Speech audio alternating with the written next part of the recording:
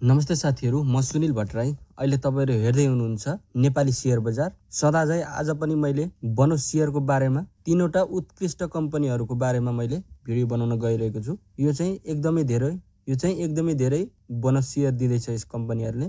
यदि तपाईसँग यो शेयर छैन भने तपाईले यो शेयर खरिद गरेर राख्न सक्नुहुनेछ र बोनस शेयर आएपछि तपाईले भरेर यसबाट लाभ उठाउन सक्नुहुनेछ। यदि यो च्यानलमा नयाँ हुनुहुन्छ भने कृपया सब्स्क्राइब गर्नुहोस् र साथमा रहेको बेल आइकनलाई क्लिक गरिदिनुहोस्। अब लागौं विषयवस्तुतर्फ।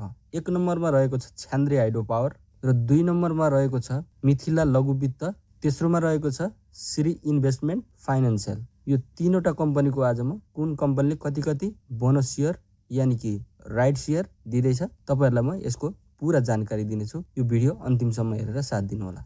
छ्यान्द्री हाइड्रो पावर लिमिटेडलाई 100% हक शेयर बिक्री गर्ने नेपाल धितो बोर्ड 7 ले अनुमति दिएको छ। कम्पनीले प्रति किता 100 रुपैयाँको दरले 1.1 अनुपातमा 38,69,775 किता हकप्रत शेयर बिक्री गर्न आज अनुमति पाएको हो। हकप्रत बिक्रीपछि उक्त कम्पनीको चुक्ता पुँजी 77,39,55,000 रुपैयाँ पुग्नेछ। कम्पनीले हकप्रत बिक्रीका लागि यस अघि नै ग्लोबल आइएमई क्यापिटललाई बिक्री प्रबन्धक नियुक्ति गरिसकेको छ।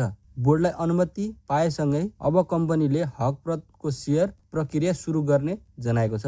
त्यसैगरी अर्को मिथिला र श्री इन्भेस्टमेन्टको बारेमा भन्नुपर्दा नेपाल स्टक एक्सचेन्ज लिमिटेडले नेप्सेमा 4,62,471.93 किता बोनस शेयर सूचीकृत भएको छ। नेप्सेमा सूचीकृत यी दुई कम्पनीको पनि बोनस शेयरमा आज सूचीकृत भएको हो। यसै क्रममा मिथिला लघु वित्त संस्थाले शेयर धनीलाई प्रदान गरेको 14.25% बोनस शेयर बापत 2,79,303.93 किता शेयर सूचीकृत भएको छ।